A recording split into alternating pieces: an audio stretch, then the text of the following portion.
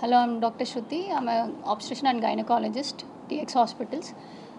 ఒక కేసు ఏంటి అంటే ఆ కేసు ఆల్మోస్ట్ అన్ని హాస్పిటల్స్లో తిరిగి అంటే హై రిస్క్ కేస్ హాస్పిటల్స్లో తిరిగి లాస్ట్కి ఇక్కడికి వచ్చారు. సో చూసిన తర్వాత డయాగ్నోసిస్కి వస్తే అది గ్రావిడా 5 అంటే almost previous 4 deliveries and previous caesarean sections, ఇప్పుడు ట్విన్ ప్రెగ్నెన్సీస్తో అండ్ ఆల్మోస్ట్ ప్లాసెంటా ప్రీవియా అంటే ప్లాసెంటా మాయ అంతా కింద ఉండి గర్భసంచిలో కింద అండ్ ప్లాసెంటా పర్క్రీటా అంటే ప్లాసెంటా గర్భసంచి లోపల నుంచి బయటకు వచ్చి పక్కన ఆర్గన్స్ అంటే చుట్టుపక్కల ఉన్న ఆర్గన్స్లోకి ఇన్వైడ్ అయింది. అది మూత్రం బ్యాగ్లోకి ఇన్వాల్వ్ అయిపోయింది. సో ఇలాంటి కేసెస్ జనరల్గా తీసుకుంటే ఏంటి అంటే 30% మోర్టాలిటీ ఉంటుంది ఈ కేసెస్లో అండ్ ఆన్ టేబుల్ కొలాప్స్ అయ్యే ఛాన్సెస్ చాలా ఎక్కువ ఇలాంటి కేసెస్. అండ్ ఈ పేషెంట్ ఇంకా హై రిస్క్ అని ఎందుకంటున్నానంటే ట్విన్ ప్రెగ్నెన్సీ అండ్ 2 ప్లాసెంటాలు గర్భసంచి లోపలికి ఇన్వైడ్ అయిపోయి పైన ఒకటి అండ్ కింద ఒకటి ఇన్వైడ్ అయ్యి కింద నుంచేమో మూత్రం బ్యాగ్లోకి వెళ్ళిపోయింది. అన్ని టీమ్స్ లైక్ ఎఫిషియెంట్గా వర్క్ చేసి ఈ పేషెంట్ని మేము సేఫ్గా ఇంటికి పంపించాము. సో పేషెంట్ స్టేబుల్గా ఇంటికి వెళ్ళింది. So thank you. అండ్ మెయిన్గా టీఎక్స్ హాస్పిటల్స్ అండ్ మేనేజ్మెంట్ కూడా మాకు టైమ్లీ ప్రొవైడ్ చేశారు. లైక్ ఎక్విప్మెంట్స్ కానీ ఏదైనా సరే టైంకి ప్రొవైడ్ చేసి మాకు చాలా సపోర్ట్ చేశారు. So we are thankful to everyone. Thank you. Thanks to Mr. Shruti ma'am and Avinash sir, Hidayatullah sir and entire team to thanks to cover this case. Okay. So what I studied means regarding this case, this is very rare case. Okay. Placenta previa as well as placenta acrevia. Okay. This is very rare case and very dangerous case. Okay. So nearly 3 to 4 hospitals I reported before reporting here. Okay. So everywhere I got a negative response from hospitals. Okay. But here during first attempt, Shruti ma'am was attend me. Okay, with the patient. Okay, and she was hope me that okay, don't worry. So we can solve this case. Okay.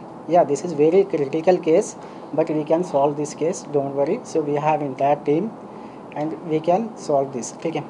So as it is, entire team was supported me well.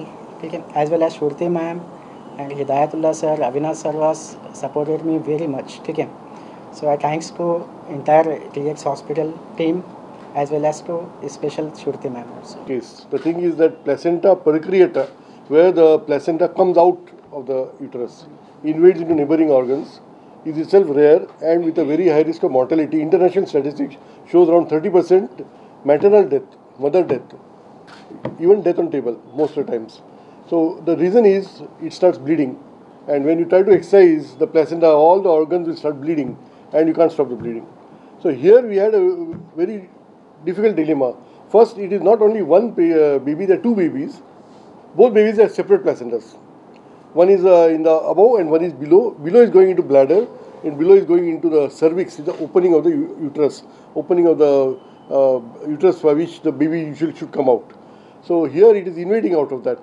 And so we had a difficult problem in this situation, and we are wondering about how to save the baby and how to save both the babies and how to save the mother. Now this was a very difficult situation.